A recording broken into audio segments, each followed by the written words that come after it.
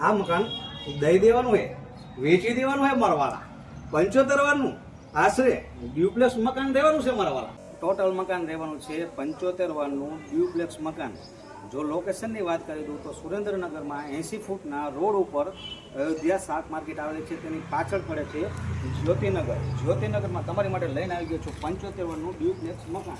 આવી જાવ અંદર રૂબરૂ બતાવી દઉં. એન્ટર થાવ કે સરસ મજાનું ફળી મળી રહેશે. અહીંથી ઉપર જવું બીજા માળે તો 12 સીડી પડે છે. અહીંયા બે અલગ અલગ વોશરૂમ બાથરૂમ તમને અહીંયા બહાર જ મળી જવાના છે અને થોડુંક વિશાળ સાઇઝમાં ફળિયું તમને મળી રહેવાનું છે. તો ચાલો અંદર રૂબરૂ બતાવી દો મકાન કેવું રહેવાનું. ફળિયામાંથી જ્યારે તમે અંદર એન્ટર થાવ એટલે સરસ મજાનો તમને બેઠક હોલ અહીંયા મળી રહેવાનો છે. બેઠક હોલની કન્ડિશન જોઈ લો, એકદમ ટીપટોપ રહેવાની છે. અને આ બાજુ તમે જોશો એટલે સરસ મજાનું મારું ધ્યાન માટે કિચન આપેલું છે. કિચન પણ એવું કે હવા ઉજાસ વાળું, અહીંયા તમને એક નહીં પણ બબે વિન્ડો મળી રહેવાની છે. પ્લેટફોર્મ રેડી છે અને આ સાઈડ તમે જોશો તો નાનો એવો કબાટ ફર્નિચર સાથે તમને રેડી મળી રહ્યો છે.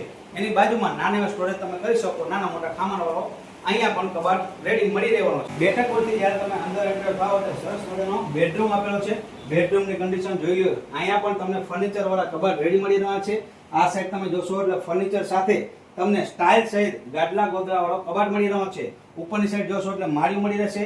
આ સાઈડ નાના મોટા ખાનાવાળા કબાટ રેડી રહેવાના છે અને આ સાઈડ જોશો એટલે કબાટ પણ ફર્નિચર સાથે રેડી મળી જ રહેવાનો છે. તો વહેલી તકે ડિસ્પ્લે ઉપર નંબર આવી રહ્યો છે, અત્યારે જ કોન્ટેક્ટ કરી લેજો. બેડરૂમની પાછળની સાઈડ તમને કહી દઉં કે સરસ મજાના નાના એવા સ્પેસમાં ગેલેરી પણ અહીંયા મળી રહેવાની. આશરે 75 વર્ષનું ડ્યુપ્લેક્સ મકાન રહેવાનું છે. નીચે તો મેં તમને બતાવી દીધું, તો આવી જાવ ઉપર કેમ બાકી રહી જાય.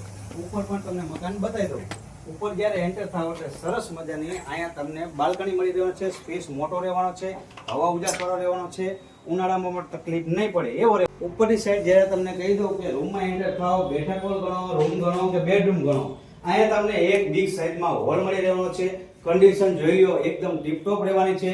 ઉપરની સાઈડ તમે જોશો એટલે તમને છાપરું પણ અહીંયા મળી રહેવાનું છે. અહીંયા ત્રીજા માળે ધાબુ નથી. ખાસ જોવાનું કે અહીંયા ધાબા વગરનું છાપરા વાળું મકાન રહેવાનું છે, ડબલ માળનું. અને અહીંયા હવા ઉજાસ વાળી બારી પણ મૂકેલી છે. આ સાઈડ તમે જોશો એટલે સરસ મજાના ખાનાવાળા કબાટ તૈયાર જ મળી રહેવાના છે.